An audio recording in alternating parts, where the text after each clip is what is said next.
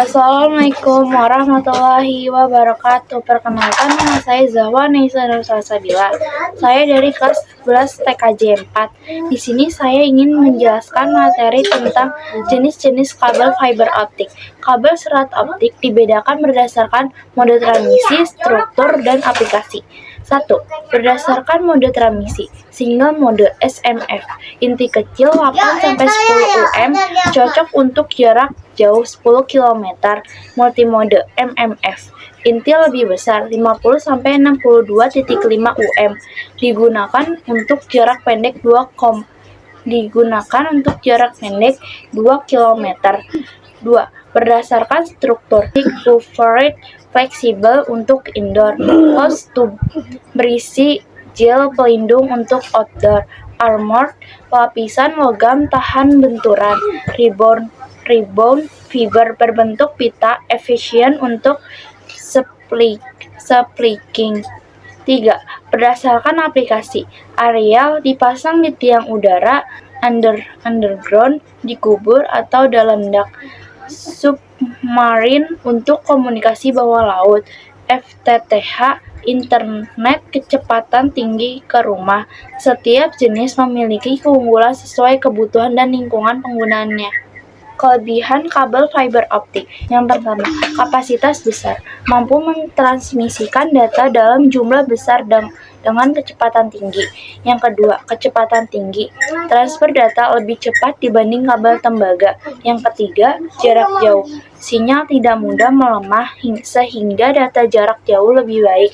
Yang keempat, kabel gangguan, tidak terpengaruh interferensi elektromagnetik atau sinyal radio. Yang kelima, aman, sulit disadap atau dicuri datanya. Yang keenam, ringan dan kecil, mudah dipasang dan digunakan dalam ruangan terbatas. Yang ketujuh, tahan lama, lebih tahan terhadap korosi dan kerusakan lingkungan. Kekurangan kabel fiber optik. Yang pertama, mahal, biaya instalasi awal lebih tinggi. Kedua, rentan, mudah rusak jika tertekuk atau tertekan terlalu kuat. Yang ketiga, kurang fleksibel, tidak selentur kabel tembaga. Yang keempat, perlu keahlian khusus, penyambungan membutuhkan peralatan dan keahlian khusus. Yang kelima, perbaikan sulit, membutuhkan waktu dan keahlian khusus jika rusak. Pemecahan masalah jaringan kabel serat optik memerlukan pendekatan sistematik untuk mengidentifikasi dan memperbaiki gangguan. Berikut langkah-langkahnya.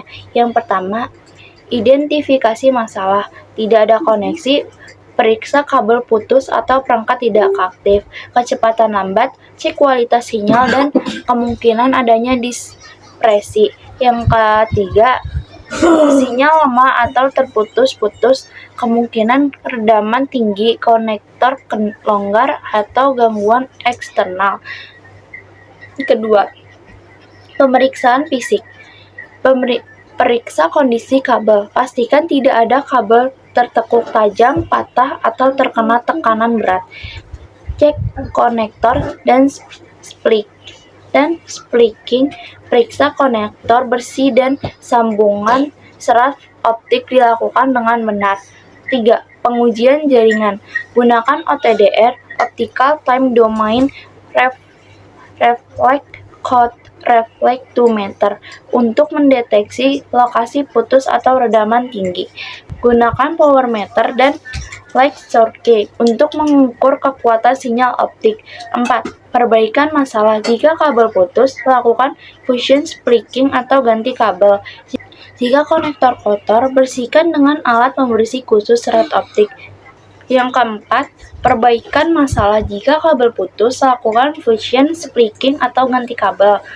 Jika konektor kotor, bersihkan dengan alat pembersih khusus serat optik.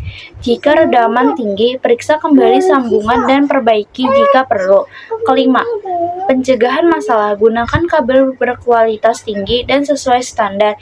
Hindari penekanan atau tekukan berlebihan pada kabel, rutin membersihkan konektor dan memantau performa jaringan dengan alat uji. Dengan langkah-langkah ini, masalah jaringan serat optik dapat diidentifikasi dan diperbaiki secara efektif. Cara memilih kabel fiber optik yang benar. Memilih kabel serat optik yang tepat tergantung pada kebutuhan jaringan dan kondisi lingkungan. Berikut faktor-faktor penting yang perlu dipertimbangkan. 1.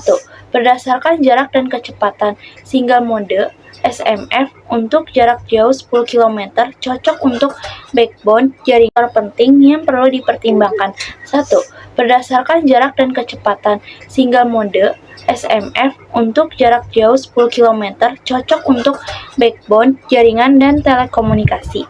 Multimode MMF untuk jarak pendek 2 km ideal untuk LAN, data center, dan kampus. 2. Berdasarkan lingkungan instalasi. Indoor, gunakan tight buffered yang fleksibel dan mudah dipasang.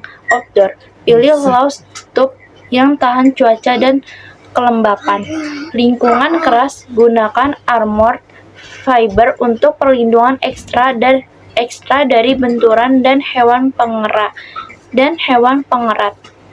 3. Berdasarkan jumlah serat. Pilih jumlah core sesuai kebutuhan, misalnya 2, 4, 8, 12, atau lebih untuk skalabilitas jaringan. 4. Jaringan aplikasi FTTH Fiber to the Home. Gunakan kabel drop fiber yang fleksibel.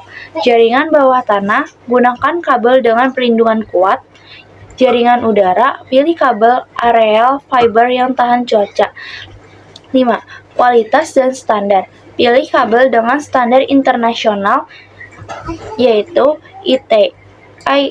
ITU, TAA atau AAA. Pastikan kompatibilitas dengan perangkat yang digunakan.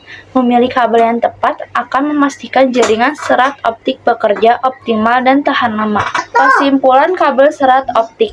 Kabel serat optik adalah teknologi komunikasi yang menggunakan cahaya untuk mentransmisikan data dengan kecepatan tinggi dan latensi rendah.